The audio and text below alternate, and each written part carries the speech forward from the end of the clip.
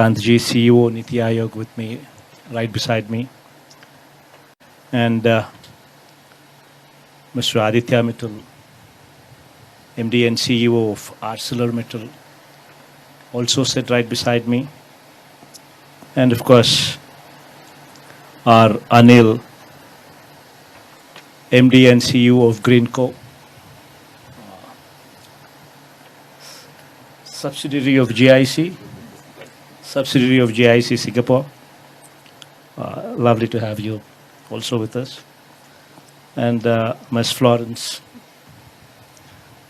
Executive Vice President, Dassault Systems. And of course, Mr. Richard Threlfall, Global Head of KPFG Impact. And ladies and gentlemen, it's wonderful to share this dais on this platform of transition into decarbonized economy.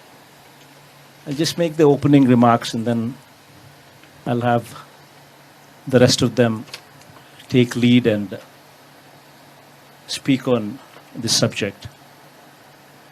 The most important part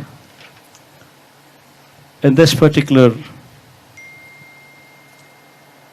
subject is today getting into this decarbonized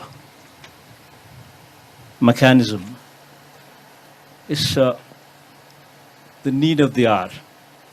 If we do not support this endeavor, then God knows in future what will happen.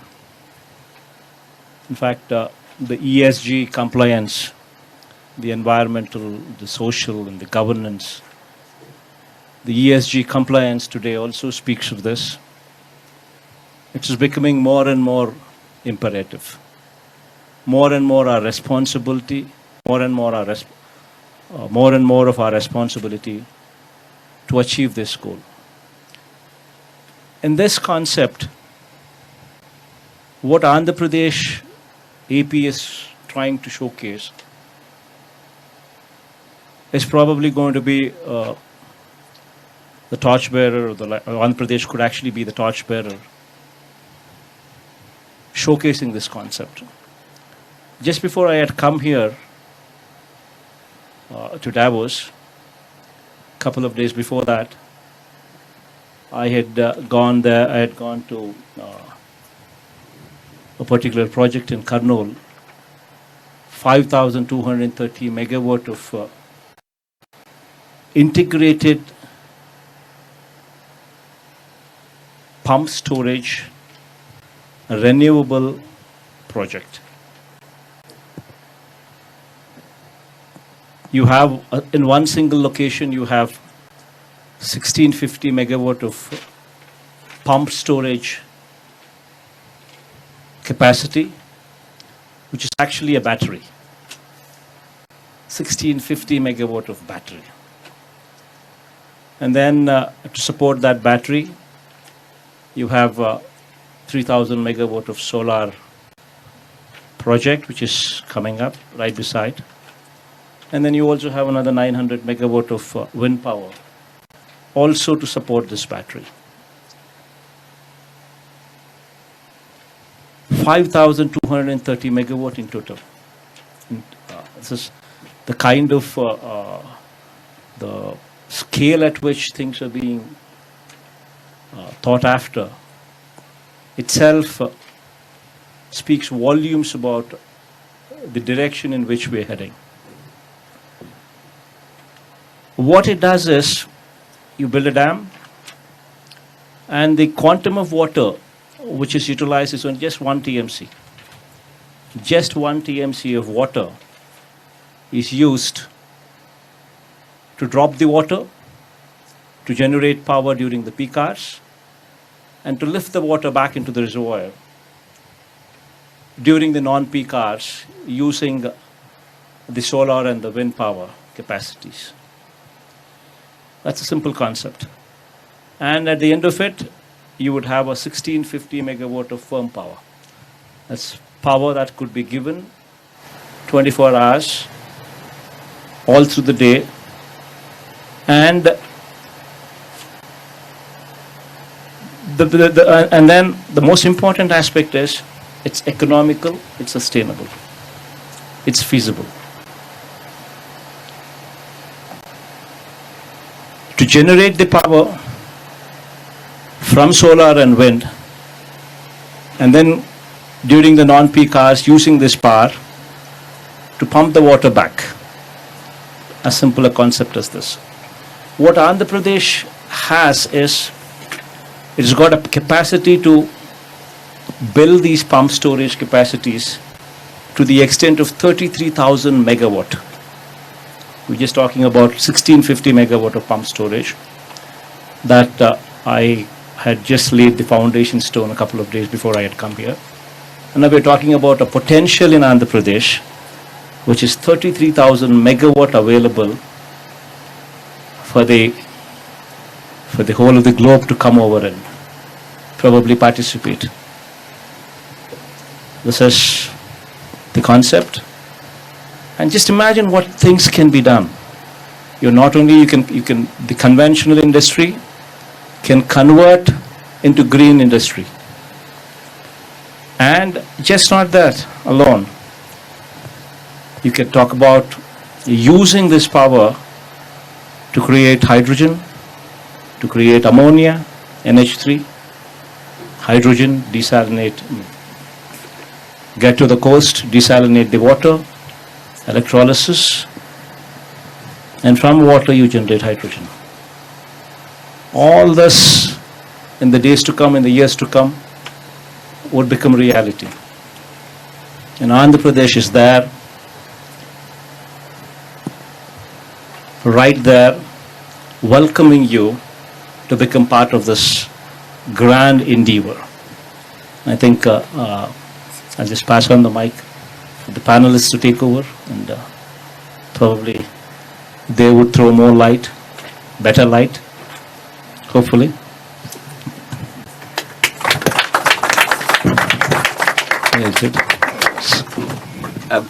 Thank you very much, sir. May I just invite us all to just concentrate our minds for a moment. In 7 years, 1 month and 28 days from today, what happens? What is predicted to happen in 7 years, 1 month, 28 days from today? I shall tell you, on the current trajectory of the world's carbon emissions, that is the point at which the world is predicted to cross the 1.5 degrees threshold of global warming over pre-industrial levels. And amongst the effects of that include 1.7 billion of the world's populations being exposed to the sort of extreme heat temperatures that India has suffered over the last month. And it also is the starting point of the world losing control of the ability to manage climate change. So we don't have much time, and I really welcome the fact that we have this panel discussion to talk about what we are collectively able to do and what in particular can be done in the state of Andhra Pradesh, but also to tie it in, as you've said, sir, to the opportunity for jobs, the opportunity to build a green economy. And therefore it is something that, whilst maybe the end point could scare us if we don't act, in the meantime I think we should be super excited about what we can achieve.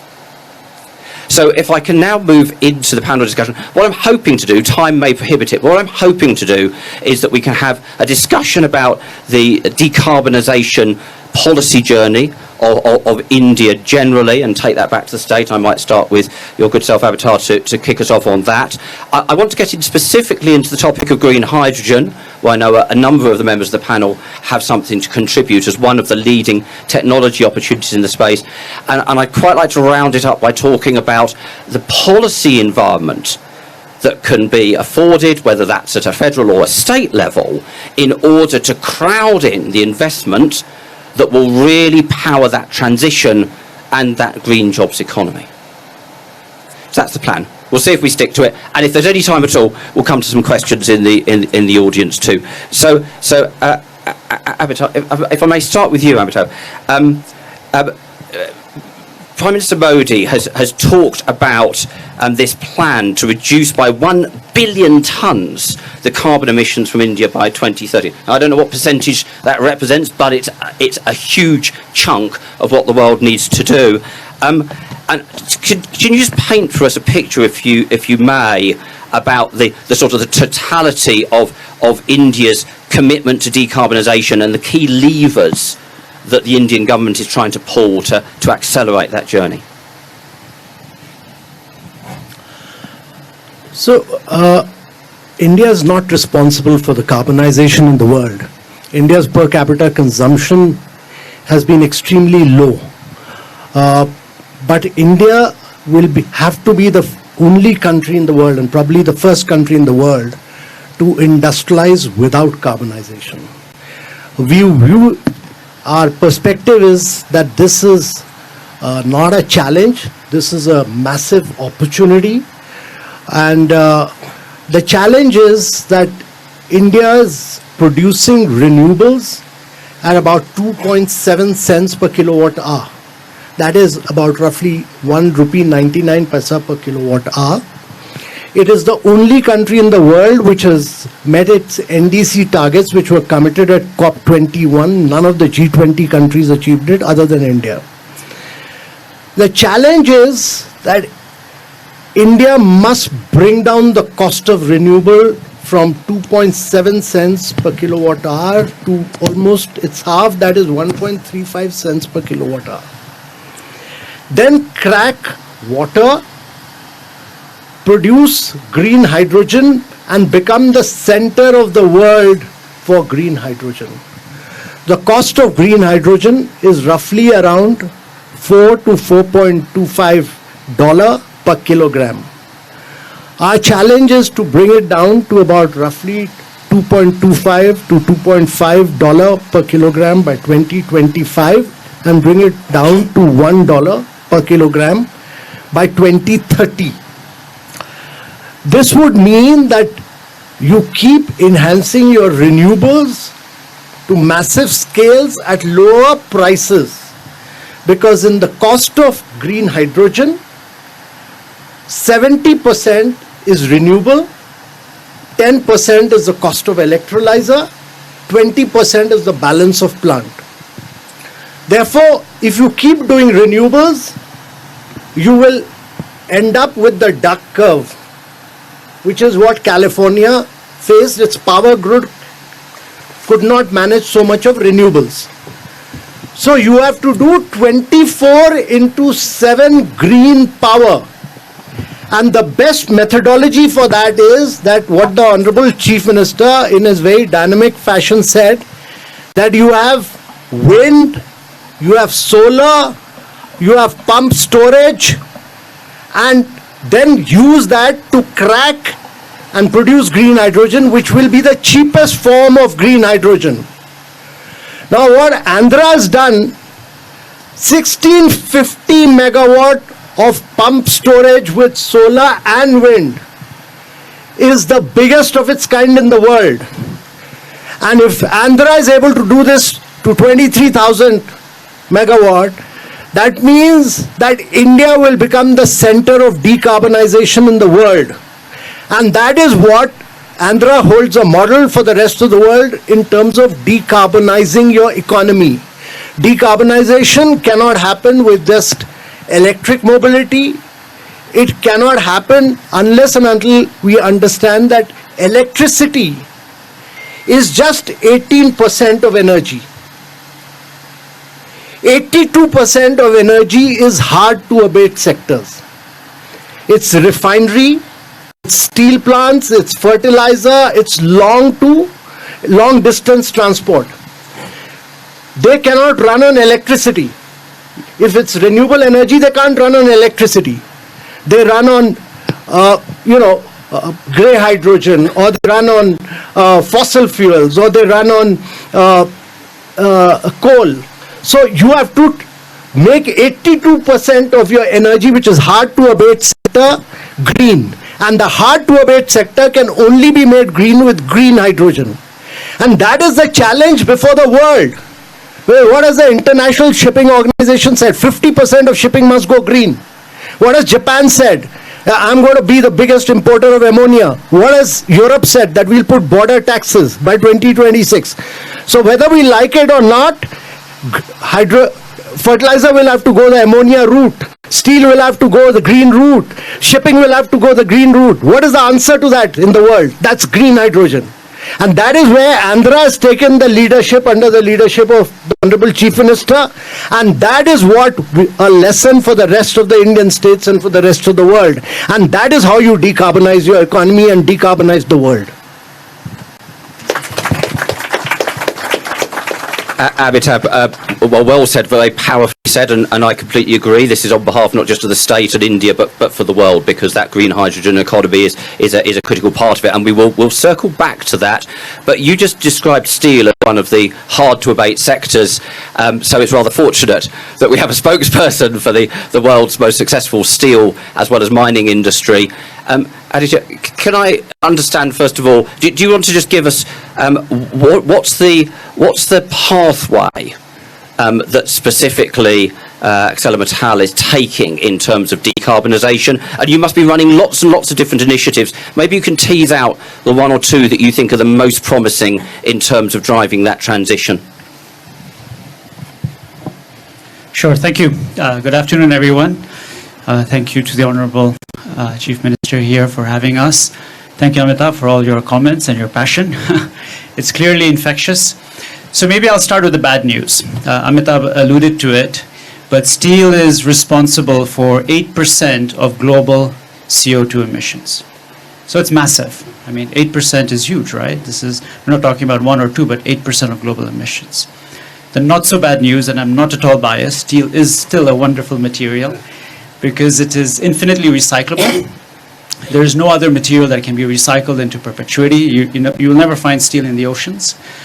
And steel, in spite of being responsible for 8% of global emissions, has on a per ton basis the lowest carbon footprint, because it requires, actually, relative to aluminium or carbon fiber or anything you come up with, much lower energy to make steel. And so that's why I said it's a wonderful material. And so 8%, why? If it's low carbon, it's just because so much of steel is used. So much of steel is used in anything you see, whether it's your car or this building or your washing machine or even your champagne bottle, the cork is made from wire of steel. The good news is that steel has a way to decarbonize, and we can make green steel. And at ArcelorMittal, we're selling green steel as of today. We're selling about 60,000 tons of green steel in Europe. In the next 2 years, we'll hit 600,000 tons of green steel. And how do we do it? Well, fundamentally, you change your coal-based process, because steel originally was made from coal. And as we have heard today, you substitute gas. So you can start with natural gas, which dramatically reduces your carbon emissions. And when hydrogen is affordable and available, you bring in hydrogen. So that's fundamentally how the process will evolve. So the good news is that we can actually still make the same quality of steel, maybe depending on if we get hydrogen at $1.50 at the same cost, green steel using hydrogen instead of coal. So it's a huge opportunity, right? It's a huge opportunity for providers of renewable power to make the hydrogen electrolyzers, a huge opportunity for the global steel industry to actually decarbonize. At ArcelorMittal, we plan to lead the way, primarily because we have a global footprint. We are very keen on R&D. We spend about $300 million a year on R&D. So we have $3 billion of IP in the last 10 years sitting in our business, which we can deploy to improve process and product. Over the next 10 years, we plan to reduce our global carbon emissions by 25%. Through an investment of $10 billion.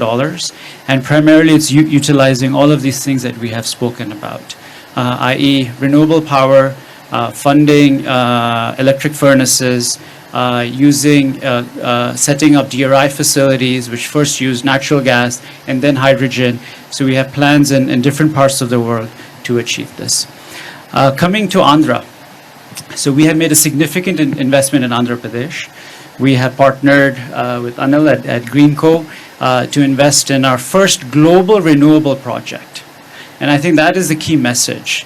ArcelorMittal operates in 27 countries, and we have chosen the state of Andhra Pradesh for our first renewable project. For many reasons, I think you've heard a lot today. It's really a force in creating a friendly business environment. But I think also the vision of having direct pumped hydro storage. I had a chance to visit Kurnool, and it's very impressive what is happening down there. I think I urge all of you to visit and see really what is happening on the ground in Andhra Pradesh. And just going there, you feel the energy, the dynamism. And so our first renewable project, it's a 4,500 crore investment, $650 million, 250 megawatts of 24-hour round-the-clock power. Why is that interesting? It reduces carbon emissions in our facility in India by 1.5 million tons. What is 1.5 million tons? It's 350,000 cars off the road. Okay? So it's real direct, it's immediate impact, it's interesting for the business to do. We plan to double it. I'm very excited by my meeting this afternoon, and on just seeing the progress that we have made. We plan to double that investment. We'll probably finalize that decision in the next few months. And as we get more and more renewable power, 33,000 megawatts, we can move into hydrogen. Because if the power is low cost, the hydrogen becomes low cost, it's cost effective for the steel industry to utilize. And the demand is significant. So I think we're all off to a good start. I think there are tremendous ingredients available in Andhra, the whole ecosystem in India, and we can really lead the way in terms of decarbonizing not only the Indian steel business, but also use some of that knowledge, maybe export some of the hydrogen to other parts of the world. Aditya, thank you very, very much indeed. This takes us logically to you, because the story we've just heard is that renewable energy is the underpinning of so much else. We need renewable energy for the direct drawing of electricity in order to be able to transition away from coal and gas power stations, but we also need it to be able to convert to hydrogen, which then becomes a storage mechanism, which is critically important to be able to overcome intermittency in renewable assets. And then we need it, for example, to create ammonia, which then drives the fertilizer industry, which goes into agriculture and shipping and so on. So it's all underpinned by the very thing that Greenco is investing in. So tell us what you are going to do to help save the world. Thanks, Richard, and good afternoon, everyone, ladies and gentlemen. I would say we are a little over a decade-old company as a Greenco. We had a very modest start. From the day one onwards, we have always been trying to develop renewables with the grid parity, and we always came up with some innovative thought process. How do we make the energy available at the right pricing, right location, and how do we move this green electron? To start with, initially says we had a small hydros which we built in a cascading manner, which made the whole hydro energy available much cheaper at the time comparing to thermals. And later we developed a large scale wind farms and brought down the actually in GEs and Gameshas to do them the localization, and created in long distance transmission lines to unlock the medium wind speed sites, and made sure that we gave a long-term agreements to the GEs and Gameshas and made them to manufacture in India and bring them to the lower costs. Later stage, we developed a hybrid wind and solar sites to unlock the better value creation and brought down the price of the hybrid renewables sub 4 rupee levels and 3 rupee levels down the line. Understanding the whole energy available at such a low cost, how do we make them available round the clock and make them to be in journeying towards peak hour management? That's when we were able to unlock this hydro pump storages. And thanks to the Government of India and Government of Andhra Pradesh under the leadership of Honorable Chief Minister, we were able to successfully unlock the whole challenges we had to start developing the whole project. So that's where. Thanks a lot. And thank you very much indeed. So Florence, Dassault Systems is a leading software business, and a huge amount of your design and manufacturing software goes into the sorts of industries that we're talking about here. How do you see this from your perspective? I also know you're very active in the States. Definitely, and thank you very much, Mr. Chief Minister, for inviting me to this panel. What do we do at Dassault Systèmes? We are basically a software company that is doing virtual twin. And why are virtual twin interesting? for sustainability, because if you have the virtual twin of a product, be it a car, be it a plane, be it a bridge, then you can design everything for sustainability. You can test in the virtual world different materials, different processes, and you can choose the most sustainable to implement the most sustainable option.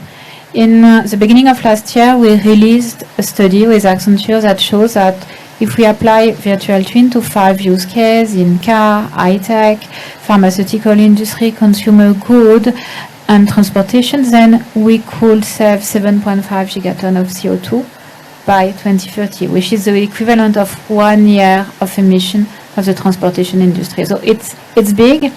And why is it big? Because basically 80% of the impact of a product is decided at the design phase. So if you optimize at the design phase for sustainability, you can totally change the game.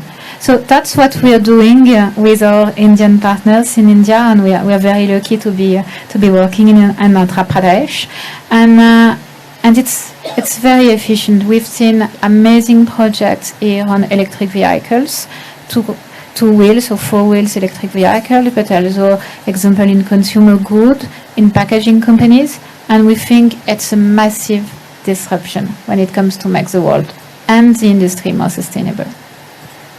Thank you very much, Florence.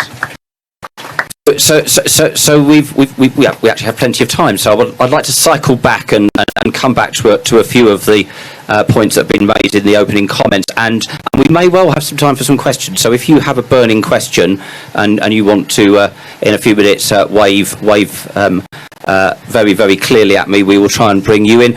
Aditya, I want to come back to something that you referenced to the fact that obviously ArcelorMittal is operating across a number of different jurisdictions, and then you referenced specifically why the attractions of investing in the state of Andhra Pradesh. Just from your experience across different jurisdictions, what are the things that you're looking for in terms of policy support that makes the difference between somewhere being really attractive to invest in versus somewhere else that you might not prioritise in the same way? Sure. Richard, let me talk about the steel business, because the renewable business has different policy imperatives, right? For renewable, first of all, you need ease of business, you need land acquisition, and the most important is obviously good wind and good sun, right? Which Andhra has, all of those, ease of doing business, land availability, pump storage. For steel, it's a different it's different dynamics. For the steel industry, I think the most important is to have a level playing field. Okay, so we want to compete with other steel companies which have the same imperative to decarbonize, because fundamentally, as you decarbonize, your cost is going to rise. And how are we going to be successful in places like Europe, where they keep on adding carbon taxes if there is no carbon border adjustment? Because then what is going to happen is steel companies will not decarbonize and export their steel into Europe, and we will not be helping the environment because steel companies in Europe will shut down. So I think that's the first thing. So if India decides to put a carbon tax or create certain incentives to decarbonize, it should be done in a way that is level for all competition. The other option, if you don't create a level playing field, is to stimulate green demand, green steel demand, right? And there are many ways of doing that, through regulatory support. So does automotive need 25% of all their steel? Should it be green?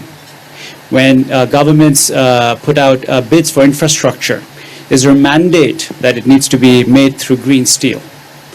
So you need market forces to create the demand, because as you heard from me, we have to spend $10 billion, and steel is capital intensive, steel is highly cyclical, steel is not the most profitable business in the world. Without a level playing field, without creating either regulatory support or market forces for demand, it is not obvious for the steel industry to decarbonize. I mean, these technologies are there, but it's not like these technologies were invested last year. They were there 10 years ago, 20 years ago. But fundamentally, moving away from coal to gas or to hydrogen is more expensive. And so what are the incentives or the policy framework to make that feasible? We believe that governments are acting in that direction. So we see strong policy support. And so if you look at our $10 billion investment, we have already announced $6.5 billion, excluding the renewable in Andhra. And that's really in Spain, in France, in Belgium, in Europe, Germany as well, and in Canada. We are very impressed with what the Canadian government is doing. And so those are the first 4 jurisdictions in which we have started our decarbonizing journey. That's super, thank you. Thank you very much. And I spend a huge amount of my time in the company of infrastructure investors, and indeed in a conversation only last week, which was specifically around the hydrogen economy. The infrastructure investors were saying the challenges here are we don't have a whole market for it yet. So it's isolated investments in different companies and countries, and they're worried about the technology risk still. So the sorts of underpinnings that you're talking about, I think, are really critical. Amitabh, if I can come back to you, I mean, you've had a distinguished career in the Indian civil service. You probably know better than almost anybody how to incentivise things in an economy.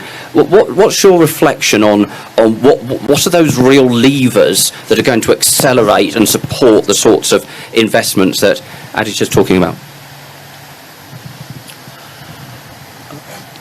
So my belief is that companies which do not go digital, which do not go green, will find it very difficult to survive beyond 2026.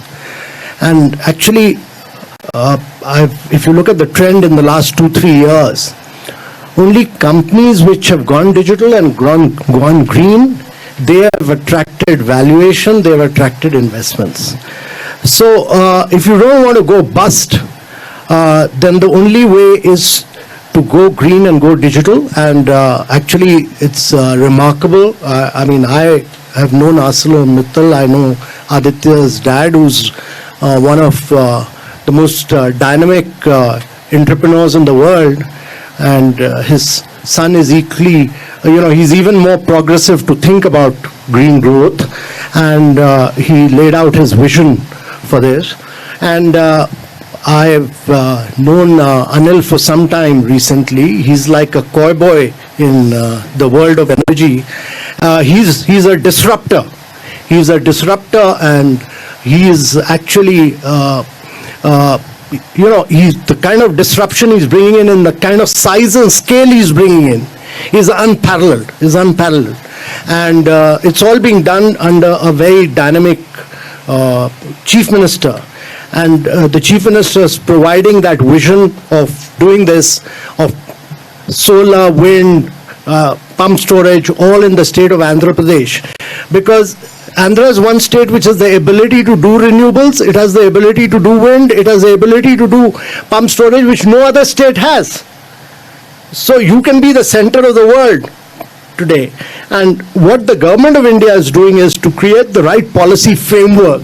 It's come out with a policy framework where it's laid down the same policy incentives for green hydrogen as it has for renewable, that when you transmit power, there'll be no wheeling charges, etc. A whole range of policy measures have been announced. The hydrogen mission is being announced, and we are very clear that by bringing in size and scale, we'll bring down the cost of green hydrogen. This is an opportunity not merely for Andhra, it's an opportunity for India.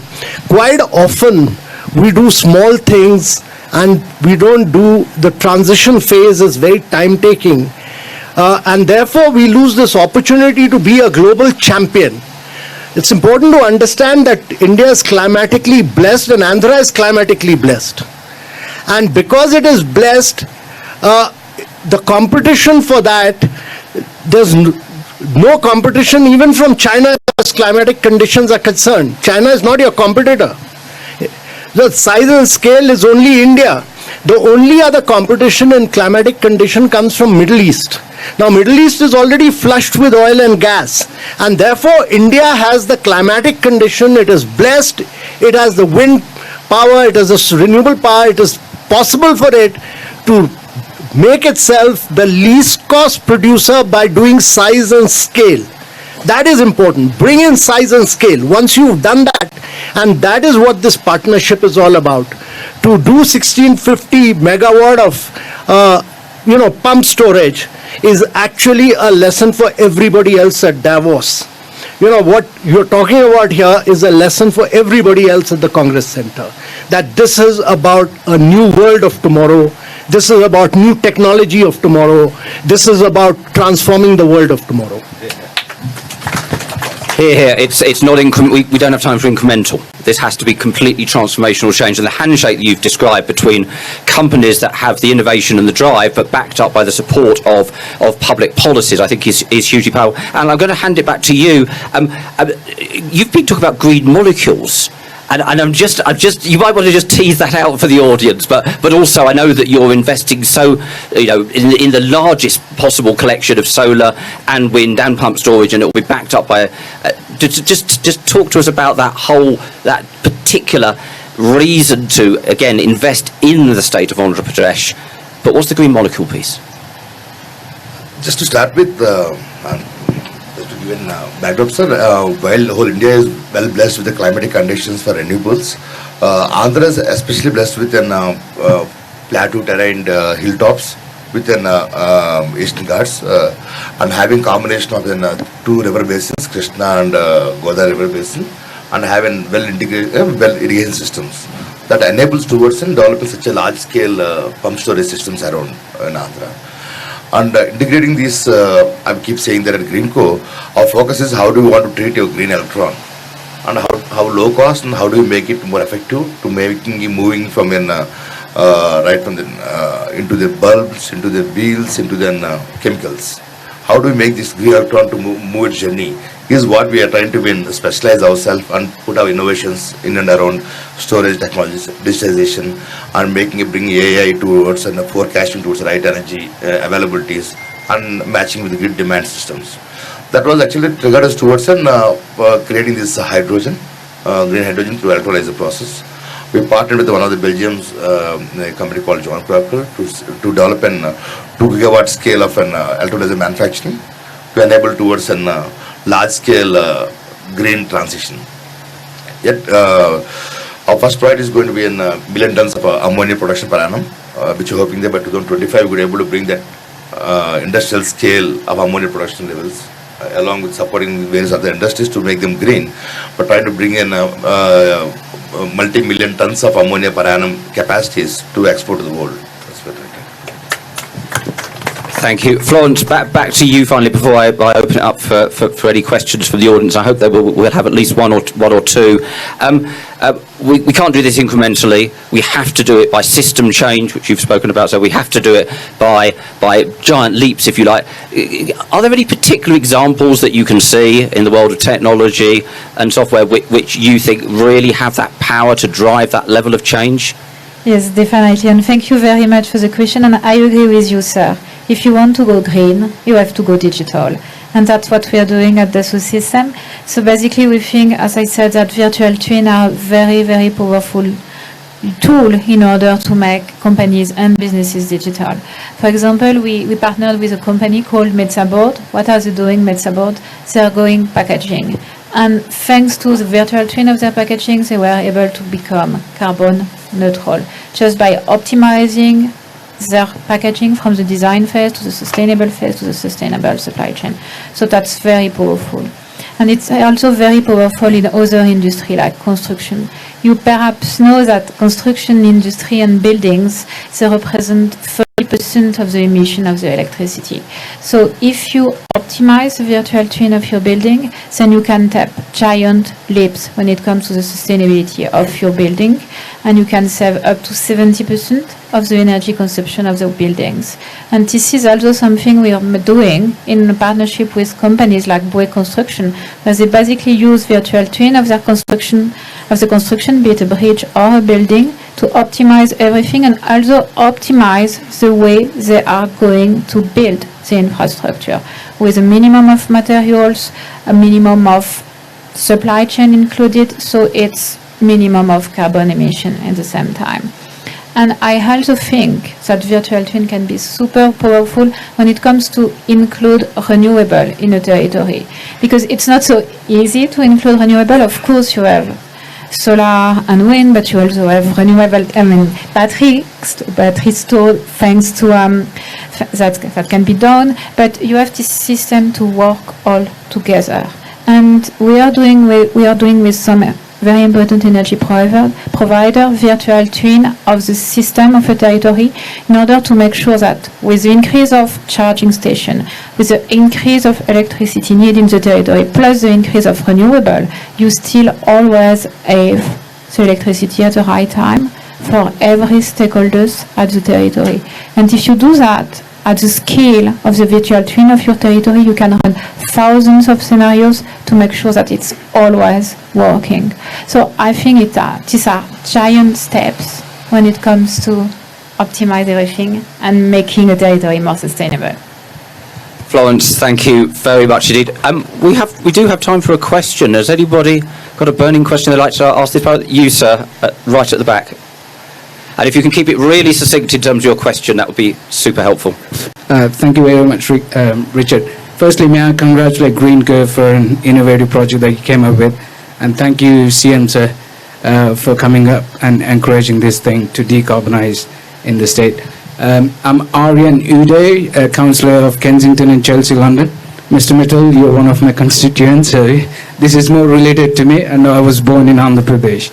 I just want to really request the government and Amitabhji to advise the national government not to put more carbon tax on companies that what Mr. Aditya has just raised, because that put more pressure on the companies in terms of running their finances.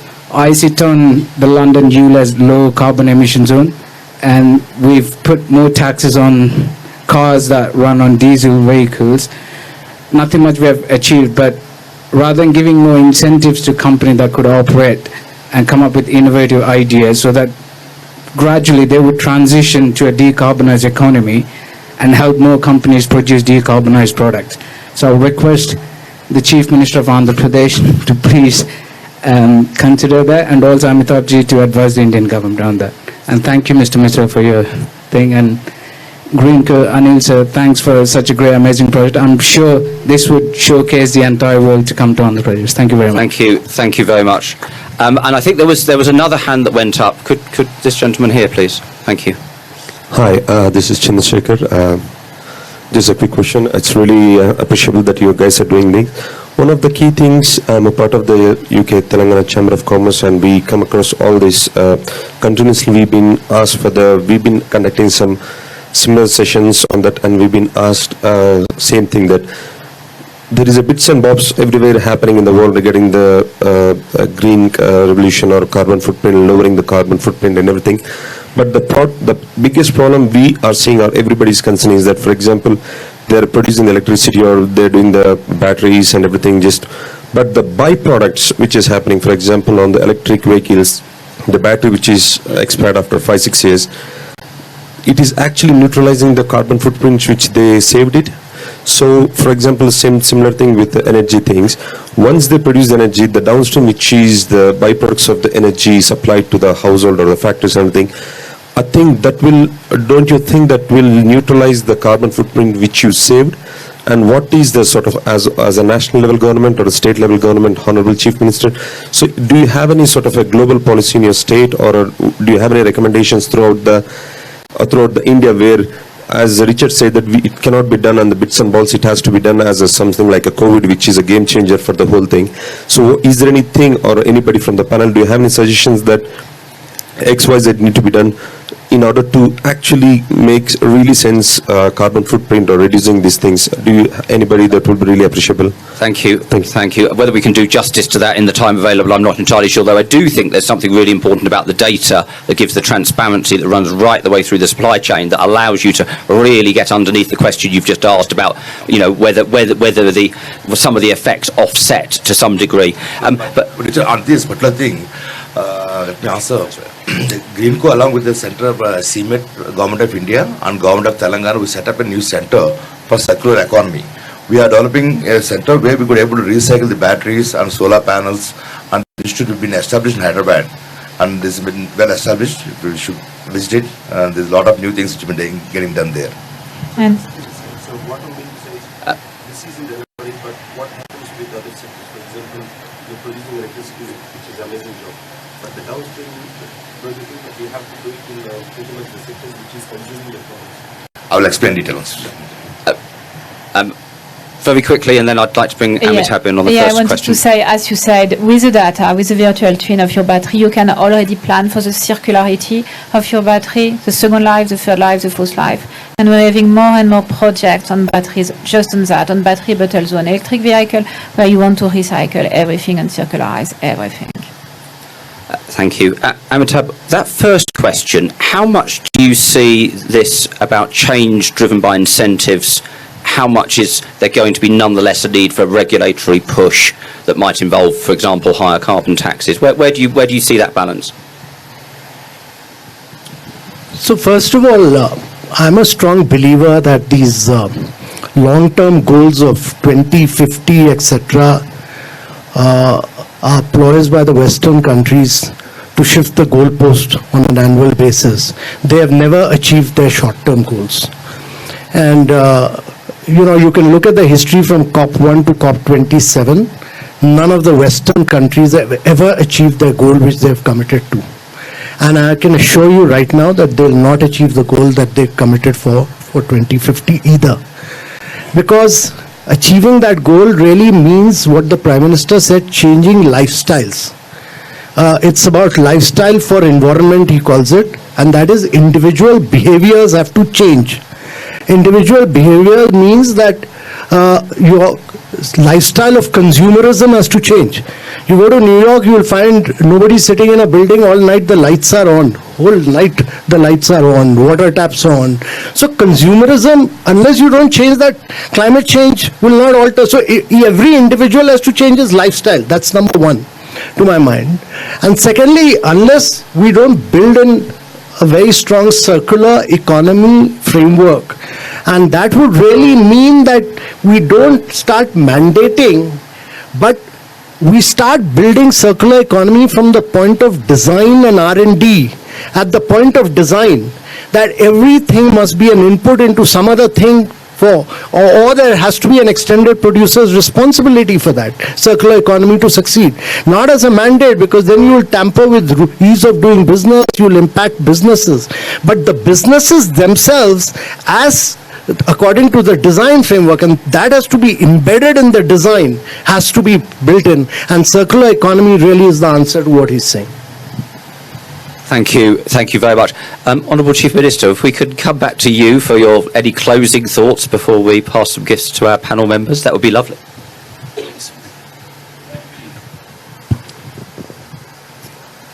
In fact, the